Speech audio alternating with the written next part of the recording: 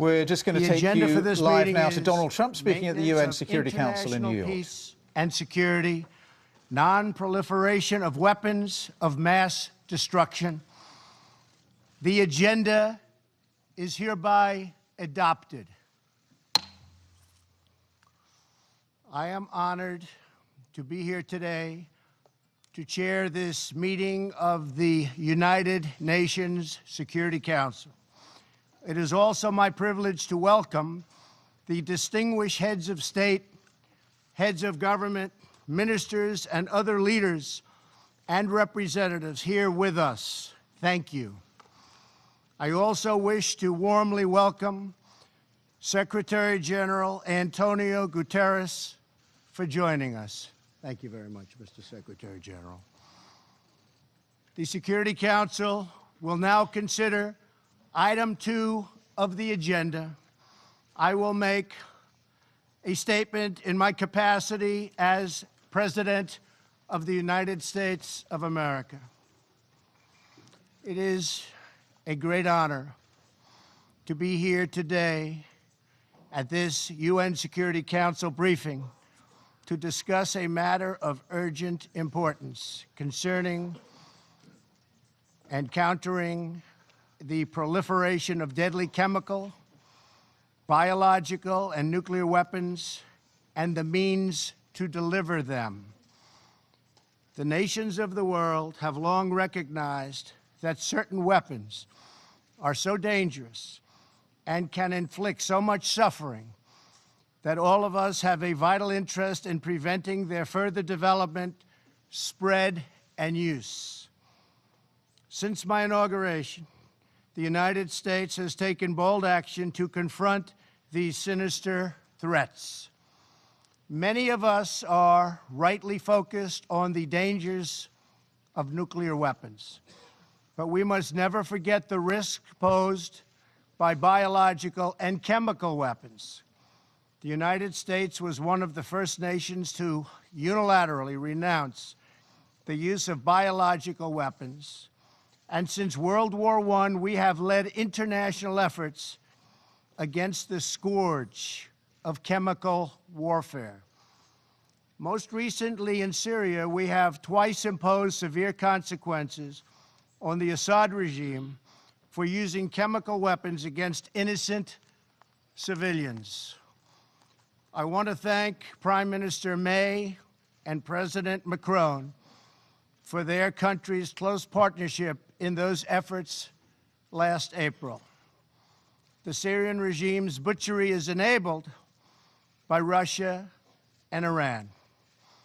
The Iranian regime exports violence, terror, and turmoil.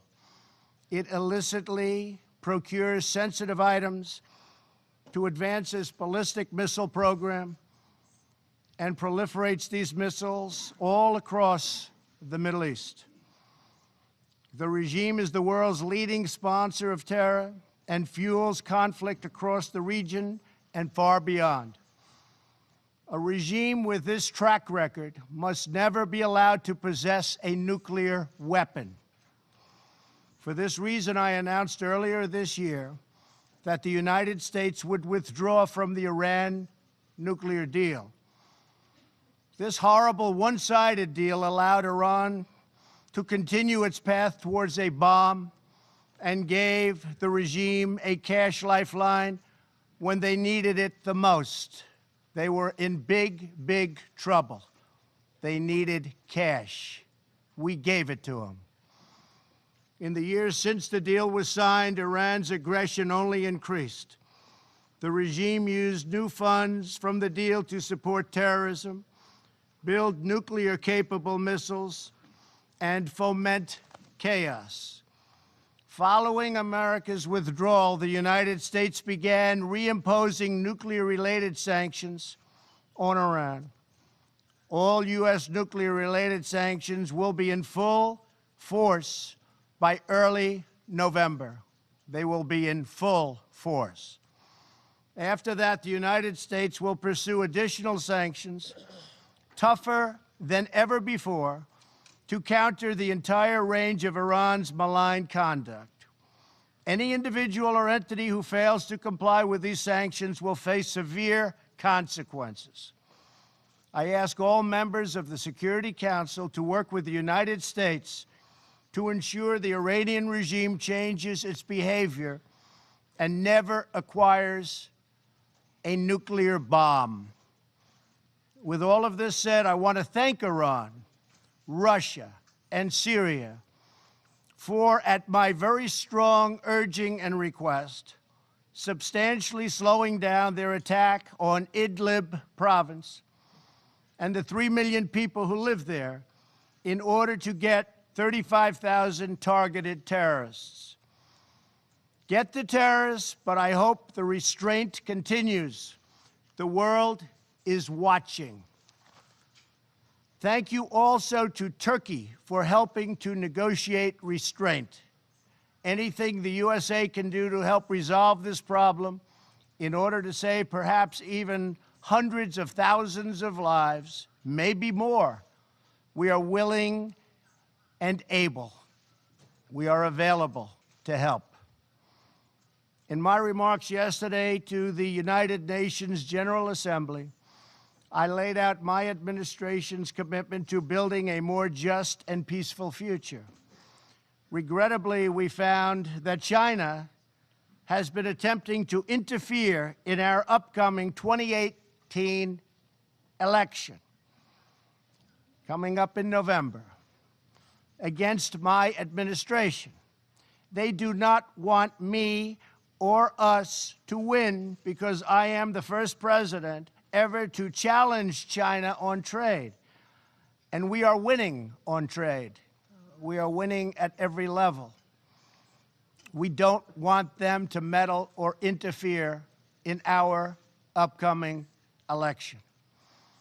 As I also mentioned yesterday, we have seen the results of historic efforts to open new pathways to peace on the North Korean Peninsula, and that's something we are extremely proud of. I am pleased to say that North Korea has not conducted a missile test since last November. It has not conducted a nuclear test since last September. And the hostages have been returned to us, and very importantly, the remains of American heroes are now returning home. In June, I held a historic summit with Chairman Kim Jong-un in Singapore, where he reaffirmed his commitment to complete denuclearization. Last week, Chairman Kim reiterated that commitment to President Moon at their third summit and to me in a very strong letter form. I think we will make a deal. But unfortunately, to ensure this progress continues, we must enforce existing UN Security Council resolutions until denuclearization occurs. However, we have detected that some nations are already violating these UN sanctions.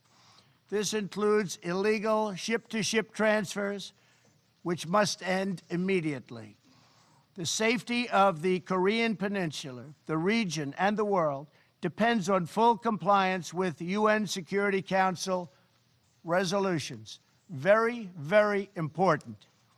But most importantly, I believe that Chairman Kim Jong-un, a man I have gotten to know and like, wants peace and prosperity for North Korea.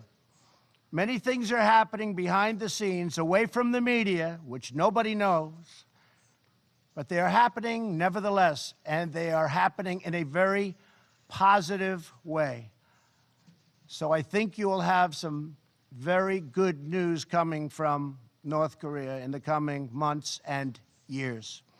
I also very much appreciate what President Moon of South Korea had to say about me last night in television interviews. Working with President Moon has been my great honor, and likewise working with President Xi of China and Prime Minister Abe of Japan has been a pleasure and an honor. Each of us follows in the footsteps of countless world leaders, diplomats, and public servants who came here to the United Nations with the same noble goal: to build a future worthy of the patriots, true patriots, who sacrificed their lives for our nation and for our future. To be successful, we need a commitment of every nation represented in this chamber. Acting together, we can replace the horrors of war with the blessings of safety and the beautiful promise of peace. Thank you very much. I now resume my function as President of the Security Council and give the floor to the President of France.